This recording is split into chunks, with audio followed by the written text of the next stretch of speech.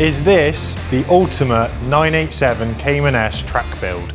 We think it is because we've dropped a 911 engine into the back. Stay with us and we'll talk you through all the modifications we've done to this car. On this episode, I'm going to walk you through all the modifications we've carried out on this very special 987 Cayman S. James originally came to us when this car was completely standard Cayman S. He came in and he just said, look Martin, I want to make this into a track car slash fast road club sport car. I want to go enjoy the British roads and also do some European trips whilst going to the Nürburgring. Well, after James come in, I said, in a few months, we're off to the Nürburgring as a group of us, why don't you jump on? So James booked on with us last minute and we got his car prepped for the trip. We did 2 days at the Nürburgring and then a day at Spa. Over the weekend, we got into a lot of conversations, and after 2 days at the Nürburgring, James turned to me and he said, I need more power. Adam's first response to James's comment was, let's put 2 turbos on it, because we have done a twin turbo Cayman and we have bored Adam's car from a 3.4 to a 3.7 on a stock engine. Now, you can go down the route of doing a standard Cayman S engine, again, like we have done. We've got one sat over the back, boring it from a 3.4 to a 3.7, but it's not the same animal as putting a 997 engine into that car. The 997 engine has got a different crank, it's got bigger heads, bigger cams, and a few other bits as well. The power difference, just factory to factory, is 55 horsepower and 45 foot-pounds of torque.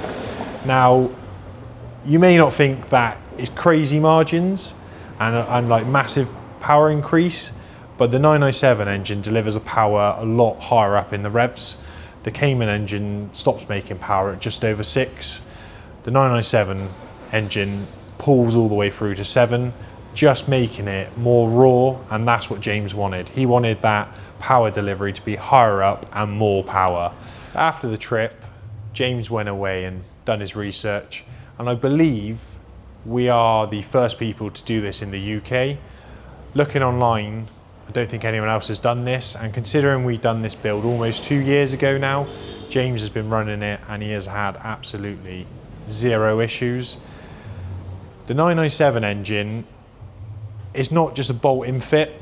There are lots of stuff that have got to be fabricated.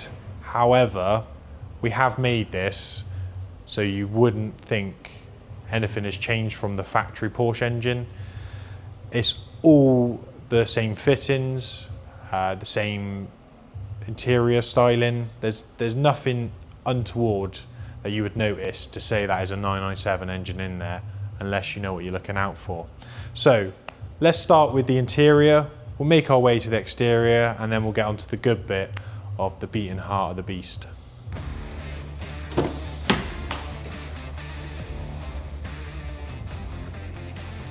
On the interior, we have the Recaro pole position seats with the center suede option.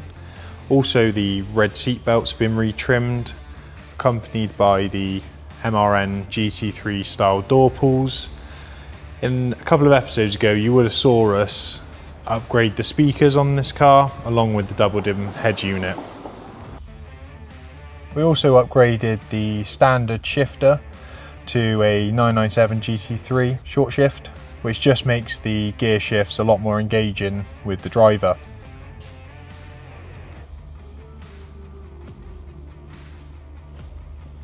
As you can see in the boot area, nothing has changed.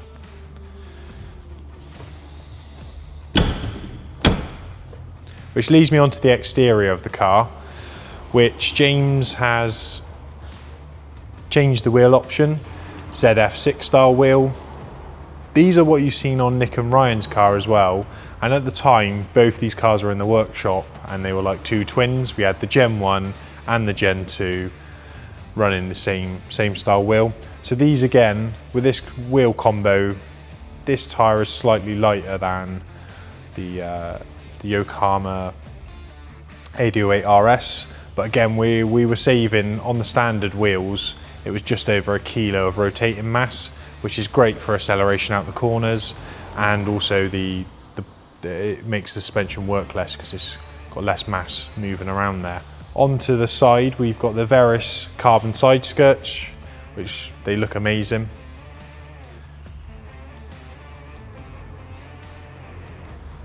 And then onto the back spoiler, we've got the Getty ducktail lid.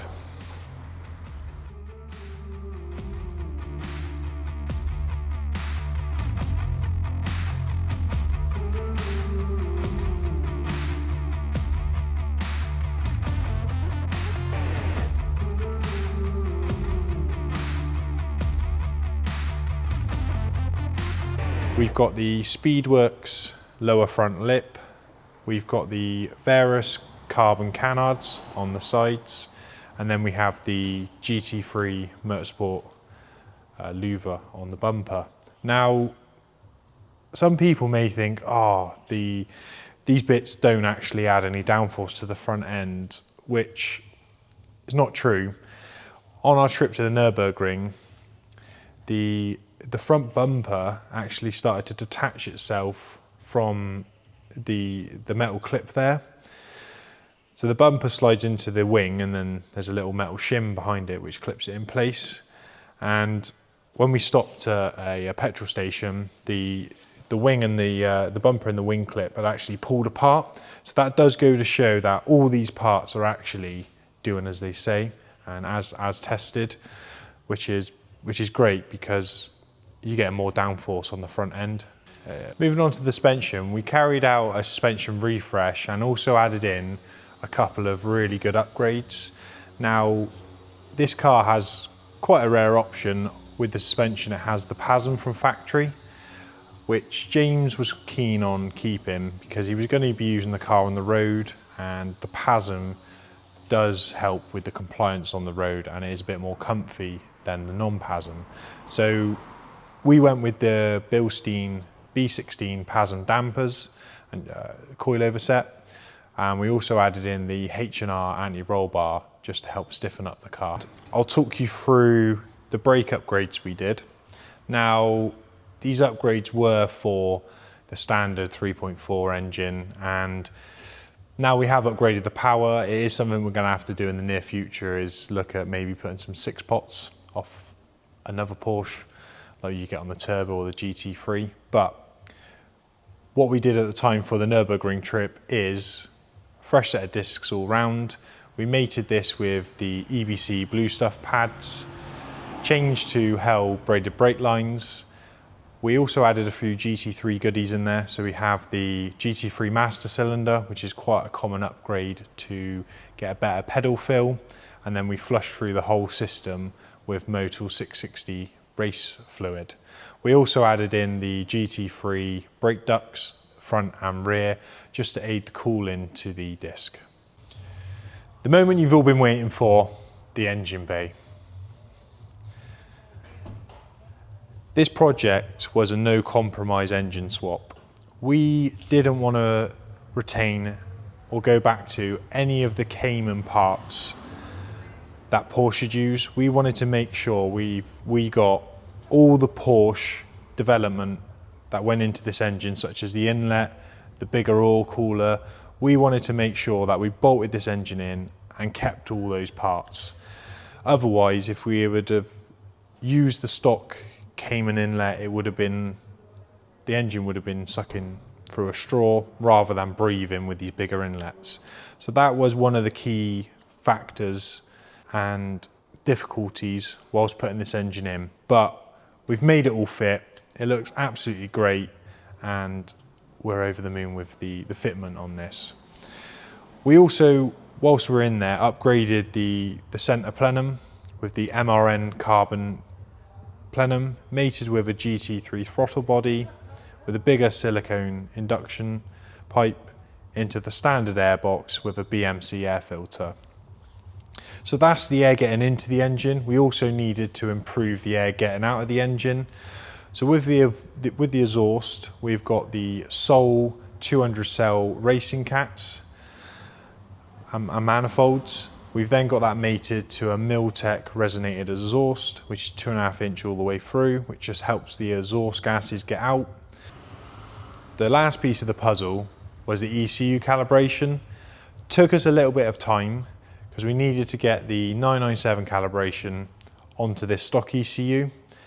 They're not identical, they're very similar, but with a little bit of development, we've managed to utilize and calibrate all the intake and exhaust modifications. So we estimate this car to be about 370 to 380 horsepower, which we'll get on the dyno soon and we'll see what power she's making.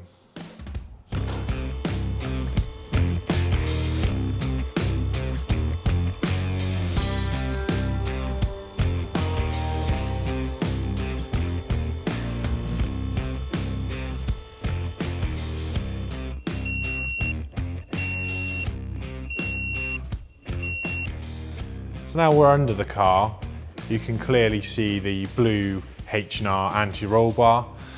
So we can dial in the stiffness of the car because these are fully adjustable. We also have the Renline rear subframe brace, and then we have also the semi-solid gearbox mounts. From underneath we can see the FDV baffled sump. Now, it uses the X51 Porsche style baffle, but it also increases the oil capacity by 0.6 of a litre, which just helps with oil starvation when using the car on track.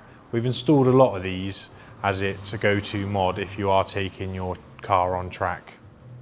Ever since the Cayman has been released, it's always been held back by Porsche to make sure it's never overshadowed its bigger brother, the 911.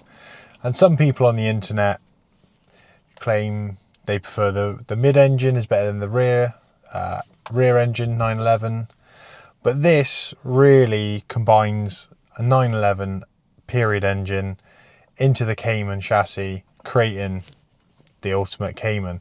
So let's get it on a drive and see what the changes have made.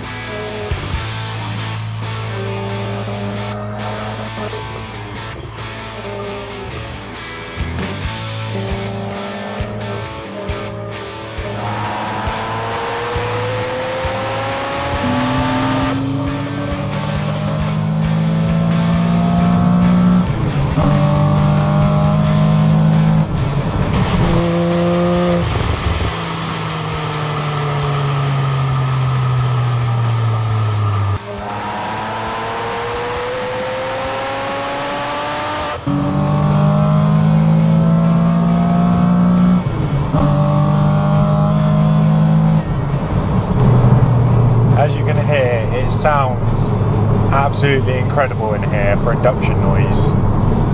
The induction upgrades have made it a lot louder, but when you're just driving around normally, all is good. Doesn't bleed your ears. It's a little bit more pronounced than factory, but it's something you could easily live with. However, when you get high up in the revs, boy does this car sing.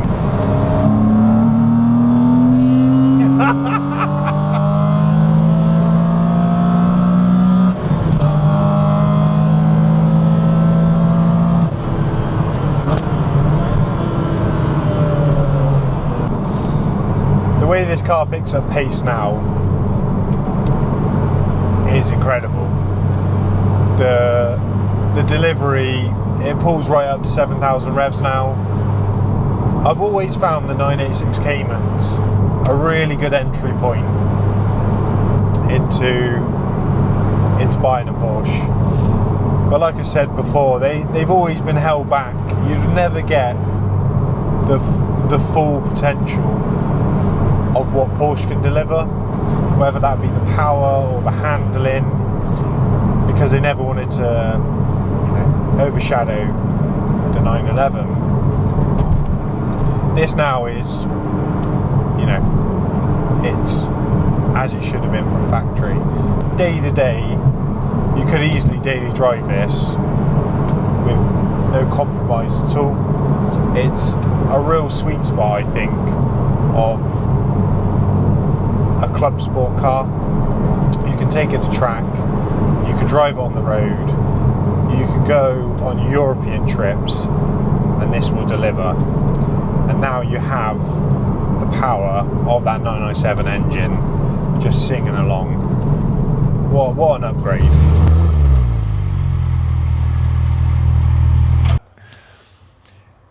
In creating the ultimate 987 Cayman, as you've seen, we've added the aero on the front, we've upgraded the suspension, upgraded the brakes, dropped in the 997 3.8 engine, which has upgraded the power massively.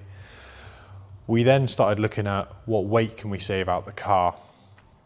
Whilst the engine was out, we did take off the secondary air injection, which saved a few kilos. We also installed the Recaro bucket seats, which saved massive amount of weight out of the motorised standard seats. We also added in the Deadweight Industries lightweight lithium battery, which saved a considerable amount of weight there. So this car weighs a smidge over 1,300 kilos, which puts it bang in the firing line of a 981 GT4 to the power to weight.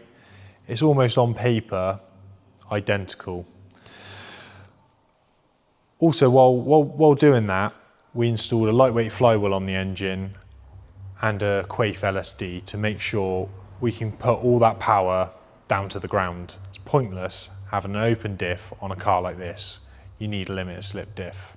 And maybe one day we'll get these out on track. We'll get a 981 GT4, this 987 Cayman S, and we'll do a back-to-back to see how close of a rival they are and whether this, for a fraction of the price, can rival something that's double its price. That's the roundup of James's ultimate 987 build. We have got more plans for the future, including like a set of track tyres, just get a bit more grip. We've got bigger brakes going on because these are a little bit underpowered now. So maybe we'll get some GT3 6-spot calipers and upgrade the pad compounds. We need to finish off the rear aero of the car. We've got lots of aero on the front, but we could do with some rear aero, whether that's a spoiler or a diffuser. And Misha, if you are watching and you want to do a collaboration with Vulcan Alpha and get some aero on this car, do hit us up. We've also got the scope now. With the 3.8 engine, we could bore it out to a 4 litre and put in some really high lift cams, which is James's end goal to this build. Really get this car singing at 8,000 revs.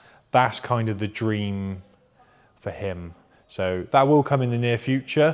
But yeah, subscribe to the channel and you're always going to see interesting Porsche content like this, stuff that's just not been done before and stuff that's just not on YouTube.